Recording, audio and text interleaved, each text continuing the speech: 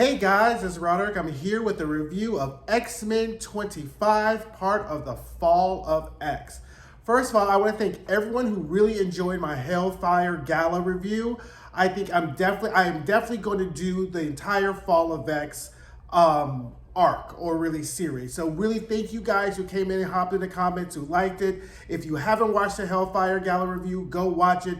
This is a perfect pivot until some of my more till some of the scripted series show up. And yes, I'm still gonna do a scripted series. No, I probably won't be doing any more reality television series. I still have one more Real Housewives bedtime review. So stay locked in, let's enjoy this whole ride because I'm really liking the Fall of X. So I'm definitely gonna do the X-Men, the Jean Grey series, Immortal X-Men, and Uncanny X-Men #1. I still want to do a review for that. How that goes, I will see, because I have a lot of things to say about the Avengers, right? I have a lot of things to say about the Avengers, but I think those at least will be the 4 titles I'm definitely going to do. I don't think I'm going to do Children of the Vault. I don't really like that whole concept, but I don't know. We'll see. But at least we know we have Jean Grey, Immortal X-Men, and Uncanny Avengers. We'll definitely try to see. Get those in. Okay, let's get started to X-Men 25. So this is the first issue after the Hellfire Gala, after the entire Fall of X situation. And the tone of the book is very somber, right? Because what this really is about trauma, right? And how different people are really trying to cope with not just the displacement from Krakoa, but the massacre that happened at the hands of Orchis. And what you have kind of running through this is really people trying to kind of get a sense of what's happening and also where to place blame. And at the end of this video, I will squarely show you where the blame should be placed at for why the Fall of X is happening. But we start off with Kitty, and she's talking to her friend Susan, and this is at the time when, Kitty has that bandage on her nose, which kind of places this right around House of X, Power of X time, when Kitty realized that she couldn't go through the, gates. Sorry, when she couldn't go through the gates. And she's really talking about how she doesn't really feel like necessarily she's part of, the mutant family, but they have a gate and they can't do it. And, she's talking to her friend Susan, and her friend Susan, who I thought at first was is this Mystique? Who's this random old lady she's talking to? But it's just her friend Susan. And she's really kind of telling her, you know what, Kitty, you have it in you to really make the best of a bad situation, right? And you and your friends are powerful people, and I believe in you. And we get that, and then what we go to then is Kitty returns to Westchester, so to the Xavier School, Jean Grey School. Now, this is very important because whenever the X-Men are in a very precarious situation or they're in the midnight of their times, there's always a character there's always a return to Westchester, right?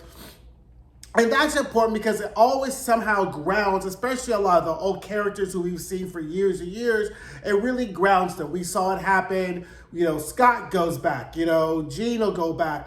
People will always go back to Westchester to kind of emotionally ground themselves. Sorry, that's my laundry. To emotionally ground themselves into what's happening. So she goes, she phases through the floor, and she pulls out these 2 swords and a letter from Ogun saying that she will always be Shadowcat. So then what happens is that then we cut, and Dr. Stasis is doing his propaganda campaign. And I mean, if I hated Mr. Sinister, I despise Mr. Stasis because it's he has the worst parts of Mr. Sinister. So he's doing his propaganda campaign. We see these Stark Sentinels flying everywhere where they're stationed at. He trots out Firestar, who, shows that they can't really use the portals anymore. And, then we have Fei Long, who, if you remember, Fei Long was the one who took over Phobos, which is that moon of Mars, right? Which is stationed right outside of where the Iraqi are, okay? So he's so pretty much they can't find any of the Quiet Council. They have Scott, but they're really looking for high value mutants, right? Is now like, because the entire world is on mutant lockdown, right? And they're like hurting mutants in the prisons. They're rounding people up, and it's just really a disaster. And we see like the fake Captain Krakoa like running his mishigosh and doing whatever he's doing. And Dr. Stasis goes, and he goes to meet with the prisoner. So the prisoner is Scott. They got Scott hoisted up in an adamantium kind of like cross thing like that. Like he's hoisted up, and then sewed his eyes shut. I was like, you all are wrong for that. They have sewn Scott's eyes closed. And I was mad. I was hurt. I was in my, because I had seen the picture on Twitter, like in the previews, but I guess I didn't see the close-up or expanded it. Child, then it got his eyes sewn the fuck shut. And I was like, you know what, Stasis? I want you to burn. I want you to burn badly. I just don't want you to die. Like, I want him to be atomized. Like, this is grossly disrespectful. And I was just so mad. And I'm not even like a Scott Summers super fan, you know, but how you gonna do this? I was disgusted. So anyway, what they want is that they want Scott to flip and to be like, come out, say they was the mutants, and Scott, Scott ain't new to this, he's true to this, he's like, you can go, blankety, blankety, blankety, blank, or whatever. And I was like, good. And his back is broken, and Stasis is making like high-key jokes about Xavier got extra wheelchairs, and I was like, oh, you gonna get yours. Like, I don't know who's gonna do it, I don't know who's gonna kill you, but I am going to give you that standing ovation Whitney Houston gift when you get yours, because Stasis deserves to burn. Stasis just deserves to burn, and I'm just so tired of him, whatever. So then we get to a transformed Kitty Pryde, right? So she has her whole ninja outfit on. She's like in the Morlock tunnels. They up security. We have Rasputin. And Sync is like, okay, I'm glad you're here. Like, we need people to do this or do that. And Kitty's like, nah, I got my own stuff to do. He's like, well, you bleeding. Let me come through. And, he syncs with her powers. And she's like, God, I never knew how annoying I was until you started using my powers. He stitches her up, and he's like, look, girl, we all are going through it. We all have to deal with this. If you get killed, it makes everything that has happened for nothing. So you need to move carefully and move with your head. And excuse me, and Kitty is in her feelings, right? Obviously. So she's like, fine. And so she leaves, and she's like, I'm going to go kill Firestar. So let's get to this whole point here, because I never like to second guess Mother Jean Grey on the decisions she makes, but I recognize that she had to do a lot of heavy lifting as the life force was leaving her body to set up this whole Firestar undercover thing. But she could have told somebody else, right? I was like, couldn't you have just been like, Emma, we need you to own this thing with, like somebody else could have known. But I think that was going to create the dramatic tension with Firestar and give her an emotional arc. So I totally understand that. But I was like, God, everybody's going to be coming for Firestar. And again, it's necessary because I hope Firestar is the one who burns the fuck out of Dr. Stasis. But anyway, she's going to go kill Firestar. So then we have this whole kind of scene with Emma and Miss Marvel, right? So Kamala Khan is now muted, and she is ready to bust out her mutant pride flag. Whoopsie, here comes a massacre. Her parents think she's dead. Emma, who's in this whole frumpy disguise, pretending to be Tony Stark's assistant, is in this disguise with this inhibitor ring on, because every time I guess she uses her powers, they know where she is, right? So she shows up to Kamala's house, takes her back, like wipes her family's memories clean, and says like she was on a field trip to Washington, D.C. And she's like, girl, you need to stay here. I know you're about to be rah for the mutants, but this ain't the time to be flying your mutant flag because they out there all of us. Anyway, at the end, we see Kamala is back in the tunnels with Emma in disguise, because she's like, you know what? This is where I show up. It doesn't matter. I'm a mutant. I'm here to help. And then we also see like the Avengers have shown up with Steve Rogers. I'll save my Avengers rant for Uncanny Avengers #1, but because I got things to say. Like I said, I got things to say about the Avengers. Excuse me. And and we just kind of see this very morbid thing and how Emma is really also feeling that trauma and that burden of what has happened. And everyone in this book, in this issue, is really trying to navigate it. Sync in, and Wolverine is trying to take charge. Kamala's trying to join in and help out. Kitty's doing her lone wolf thing. And Scott is just trying to stay alive at this point. So we really have kind of that first kind of aftershock of what has happened in the Fall of X and really kind of get a glimpse of what Orchis has planned. So then we finally see Emma confronts Kitty and she's like, girl, okay, the haircut, that would be cute. All of this would be cute, but what's going on here? What happened? Because as we recall at the end of Hellfire Gala, Kitty fell backwards and through a gate. So now Kitty can use the gate. Because they've shut the gates off the mutants, we get the sense again that Kitty is something else other than a mutant. We don't know what she is. There's a lot of theories she may be something like the Children of the Vault, but now Kitty can use gates because there's a whole scene where she's going to Mars because Sync tells her, well, if you're going to be out here fool-all-lying around, like trying to be Captain Save-A-Ho by yourself, take this census, found the mutants who are free, get their power so we can know who's available. So when we get ready to make our move, we know who we got with us. She takes the list. She's on Mars. She gives it to this other mutant. And it's like, look, everybody's X-Men right now, right? Because Dr. Stasis, when he had Scott, was like, ha, ha, ha, the X-Men are gone. Which is all a foreshadowing because we know the X-Men are about to show up and whoop his ass like he just stole like the last piece of chicken. And I'm like, once again, I just cannot wait for that. So anyway, Kitty describes what happens when she fell through the gate. So she's injured. She falls through the gate at the Jerusalem embassy. There's all these Orchis members are there, and she just kills them all. And she makes this statement that, the guy's like, I thought you're X-Men. I thought you were going to kill people. She's like, yeah, those X-Men are dead, right? So this really portends back to, or kind of harkens back to X-Men #21, if you did not read it.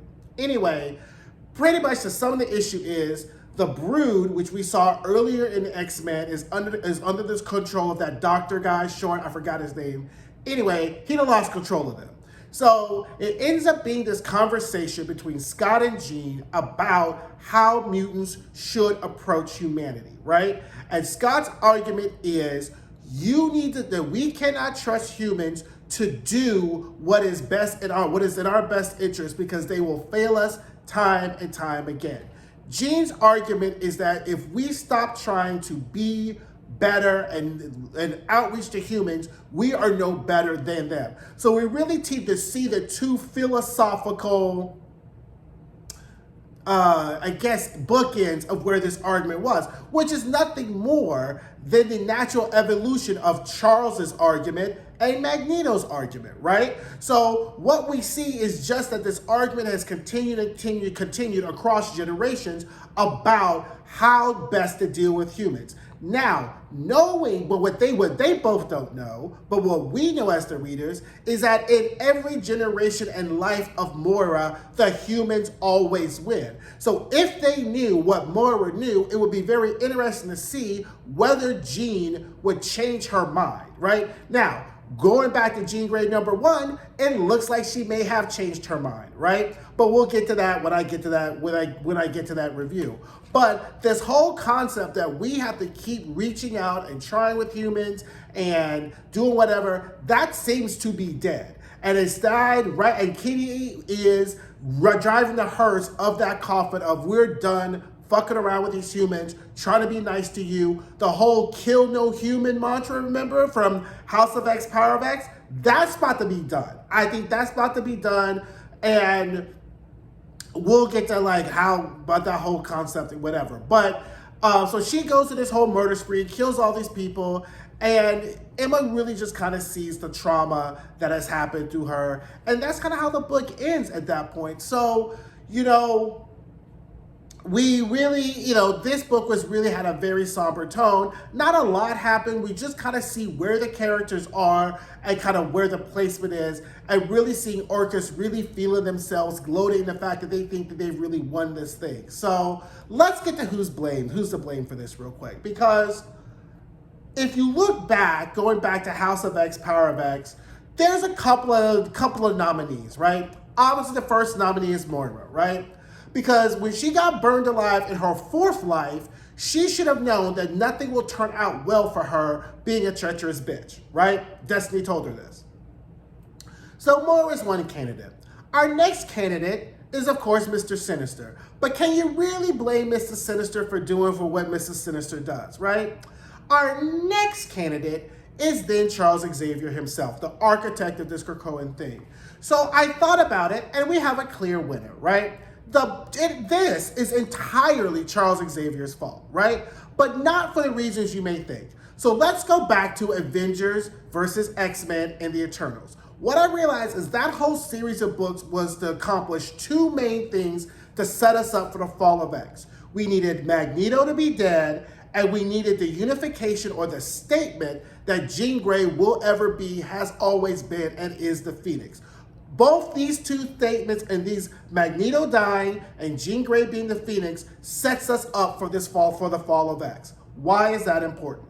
Well, if you've watched any of my videos talking about scripted work before, you will hear me say time and time again, I despise watching shows where you have a villain that is really running rampant over the other characters in the series or the show. I use Scandal as an example of with Papa Pope or whatever like that, of how having a really bad character, you always have to have the Wicked Witch of the West and you have to have your Glinda, right? Glinda doesn't need to be present throughout the entire story, but she needs to put a check on the Wicked Witch so our main protagonist can really go through what needs to happen. So if that is true, the inverse of that is also true.